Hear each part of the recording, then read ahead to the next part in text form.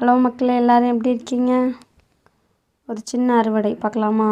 பாருங்கள், தானாக வளர்ந்த பாவக்காய் கொடி எவ்வளோ தூரத்துக்கு அழகாக படர்ந்து கிடக்குன்னு பாருங்கள். இதுக்கெல்லாம் ஒவ்வொருத்தவங்க மறைஞ்சு கிடக்காங்க. அவங்கள இன்றைக்கி கண்டுபிடிக்க போகிறோம்.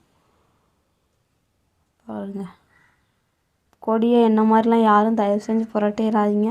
எங்கள் வீட்டுக்காரங்க எனக்கு திட்டு தான் விட்டாங்க. இந்த மாதிரி பாவக்காய் கொடியெல்லாம் பிடிக்கவே கூடாதான், பூப்போல் ஹேண்டில் பண்ணணுமா. சரி வாங்க, காய் பறிக்க ஸ்டார்ட் பண்ணலாம். இங்கே ஒன்று நிறையா கடந்துச்சு, கிட்டத்தட்ட ஒரு 1.5 கிலோவுக்கு மேலவே இருக்கும். அங்கே ஒன்று,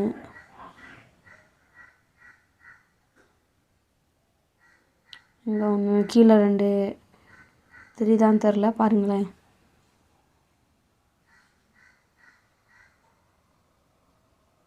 இங்கே ஒன்று, கீழே 2. பிடுங்க எல்லாத்தையும் பிடுங்கியாச்சு.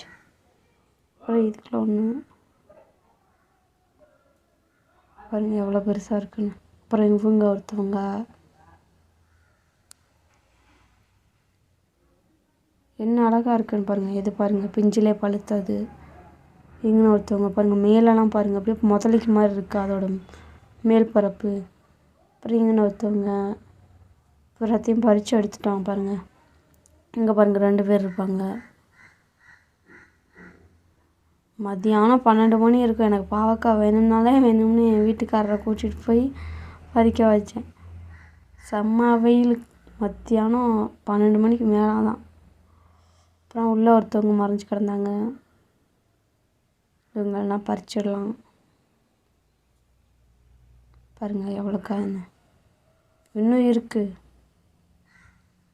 இப்படி ஒரே ஒரு செடி தான், தண்ணி மட்டும்தான், வேறு எந்த உரமும் வேறு என்னமோ ஒன்றுமே கொடுக்க மாட்டோம், தண்ணி மட்டும்தான்.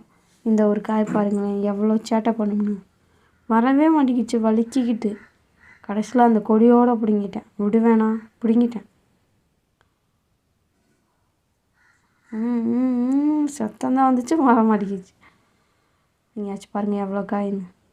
பார்க்கவே ஆசையாக இருக்குல்ல. அப்படியே எண்ணெயிலே வதக்கி இறக்கும்போது நாட்டு சர்க்கரையோ வெல்லமோ கொஞ்சோண்டு போட்டு இறக்குனோம்னா அவ்வளோ டேஸ்ட்டாக இருக்கும். பாவக்காய் சாப்பிடுவாங்க கூட சாப்பிடுவீங்க நல்லா. ட்ரை பண்ணி பாருங்கள். டாட்டா, நெக்ஸ்ட் வீடியோவில் பார்ப்போம். பாய்.